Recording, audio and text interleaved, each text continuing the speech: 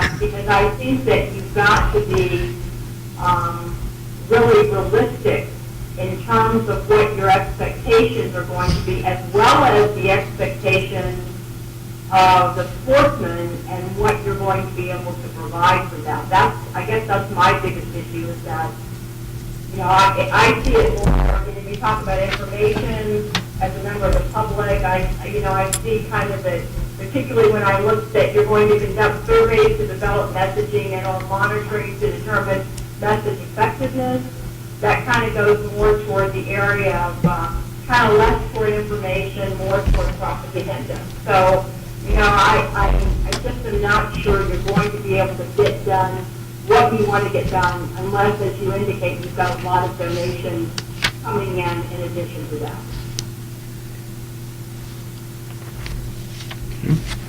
Additional discussion by the commission? Yeah, Chairman, this is Chairman Bliss. Commissioner Bliss. Everyone's trying to take my job and I can't get away.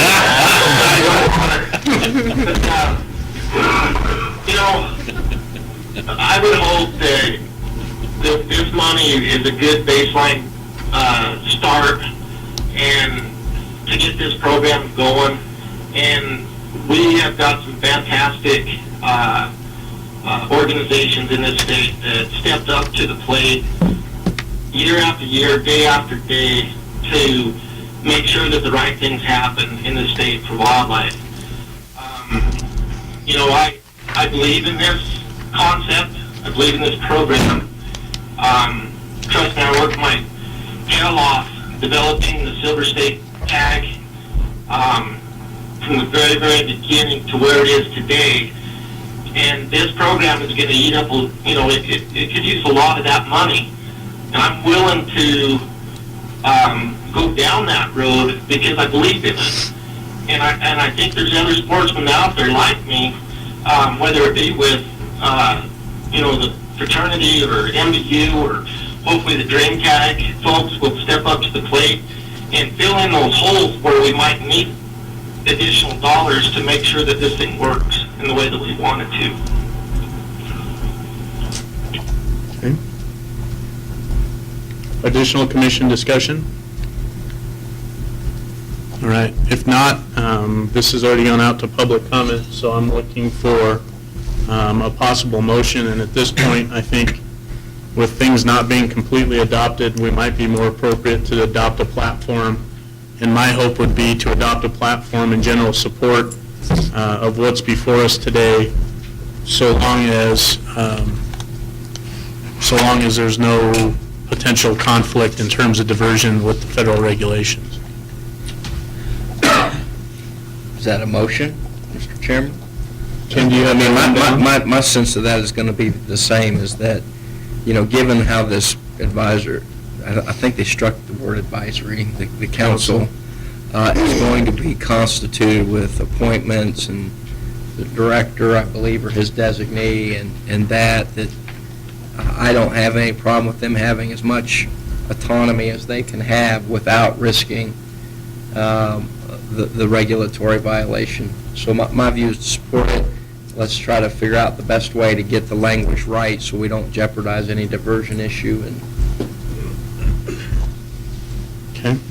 So I guess I'll do it formally so it's a clean amendment. So I would make a motion that we adopt a platform in general support Senate Bill number 163 per the amendments worked out between the sponsoring group and the department in general support of the council's duties, the funding mechanism through Heritage, and so long as we don't jeopardize potential diversion situation per federal regulations.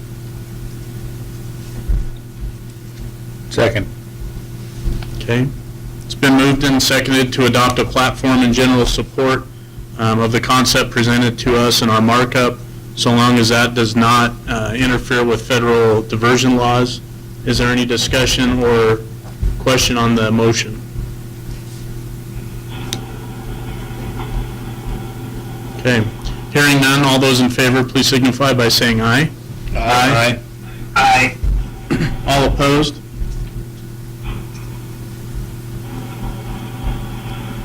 Okay, so at this point, I've got all ayes. Were there any opposed?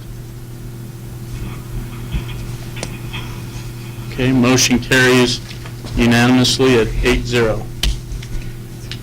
So the next bill we've got is AJR 2, which had to do with Ravens. This was already commission-supported, legislative committee-supported. I don't think there's been any amendments, so I don't believe we need to take any new positions unless someone has comments. Any commission comment on AJR 2? I'm going to lump SJR 5 into the same boat while we're at it. I don't think anything's changed there. Kim Jolly for the record, I'm maybe? going to lump SJR 5 into this. Okay, sorry. So let's stick with AJR 2. Any public comment or commission comment, Nelco? No. Okay. Any comment in Reno, public or otherwise? Okay, so seeing none, we'll move off AJR 2, leave our position in place, and move to SJR 1. This had to do with the federal land transfer and urging Congress to enact legislation transferring title of certain public lands to the state of Nevada in accordance with the report prepared by the Nevada Land Management Task Force. We do have one amendment before us, and essentially it amends the very first resolve clause to read that public lands subsequently transfer shall become state public lands to be managed in accordance with state and local plans and for multiple uses, as well as ongoing net revenue generation and environmental health, function, productivity, and sustainability. And then there was a second resolution from Clark County that would basically exempt lands, let's see, resolved that any such legislation should exclude the following lands from consideration for transfer except as otherwise directed by Congress. Is there more to that, Kim? No, that's, I believe it's in this one pager. DeMar Dahl's amendment and Clark County's amendment is in here. This is just here's why they're doing that, so you can see it's related to like aviation and airport sites, so. So I'm not sure that I think the proposed amendment probably went to some lengths to get back in line with our commission policy, but I don't know that it's gone to the complete length of getting back in line with where our policy sits. That's my read. And maybe Commissioner Moore brought this up at the very beginning. I don't know if he knows some more since he's in Elko. Commissioner Moore, did you have any insight on this? Well, it's my understanding that basically this bill, I see that the committee's position on it was to oppose it until these changes, but it's my understanding this bill would possibly deal with checkerboard lands that could actually end up being a positive for wildlife in the future and access. I think one of the big deals was the sale of the land and access issues in these bills or resolutions transferring the federal land. But this one, from what I heard, DeMar Dahl and Amadei are submitting, Amadei anyway, is submitting a bill at the national level that mirrors this one. And my thoughts were that if we continue to oppose, that we wouldn't be lined up with that in the future.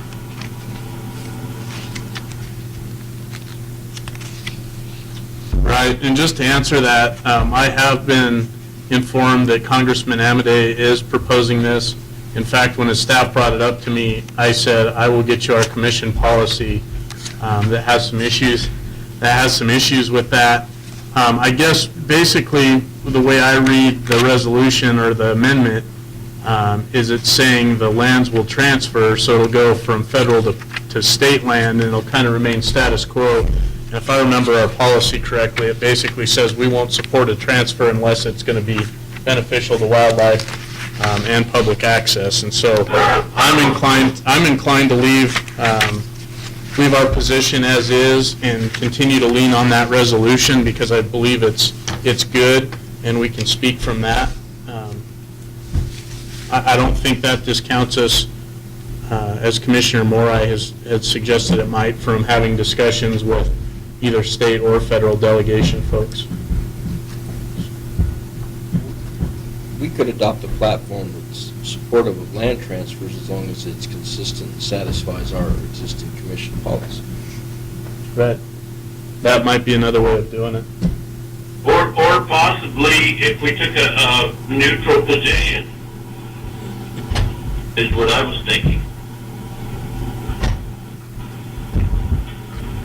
Yeah, I don't know that I'm willing to go there, but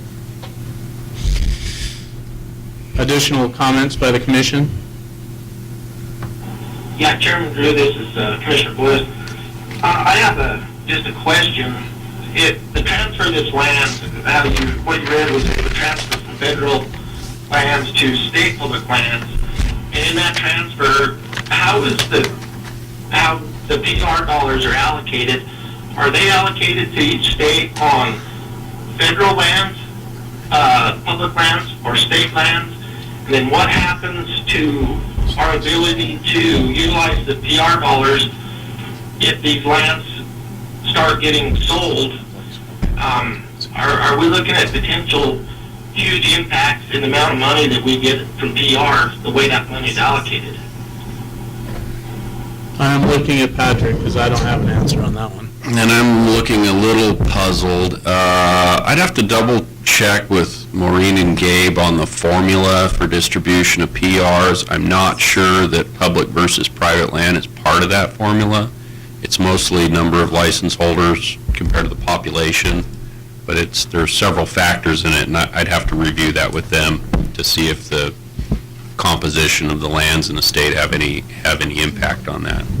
Okay, I might be mistaken, but for some reason I thought there was something in there for the number of acreages of public land that was accessible for hunting in that formula, but I could be wrong. You may be right. You may know better than I do. I'll find out. Okay, additional comments? Hearing none. Public comment, Reno? Come on up. For the record, Bob Bruner, we're opposed to this basically because of the access, because of the cost of managing those lands. We would incur all the firefighting and all the reseeding and all of the management responsibilities for it. And right now that's being paid for by the federal government and not by the state. So we don't see how the state can afford to pay for this. And historically, any lands, including the state lands that were given when the state started, were sold almost all immediately. And the state has not had the ability to hang on to public lands without selling them to try and cover budgets or trying to get some additional money into their coffers. They will sell anything they get a hold of. Historically, that's what they've done. So they could sell the East Humboldts and the other areas that are covered by checkerboard. It's not just playas.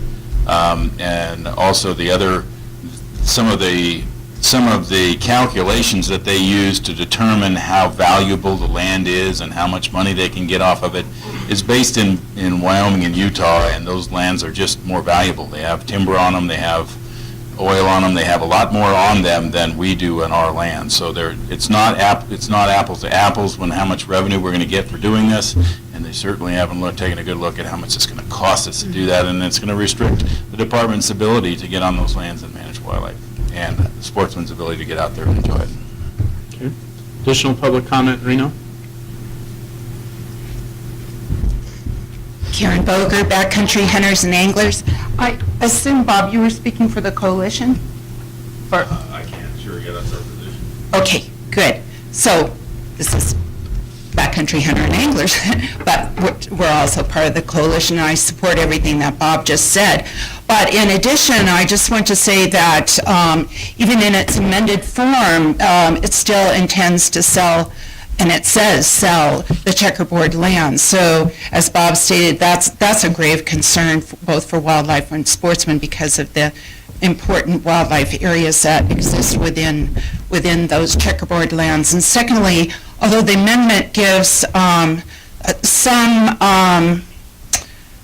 voice to multiple use, sustained yield, for the rest of the lands, for phase 2, there still is not a preclusion to eventually selling those lands. And secondly, and more importantly, is there isn't a state process for public input into state lands decisions, such as the Multiple Use Sustained Yield Act and the NEPA process, whereby we can actually have input into decisions, and if we do so, then we also have legal recourse if that decision comes down to something we don't approve of. We at least have a legal handle.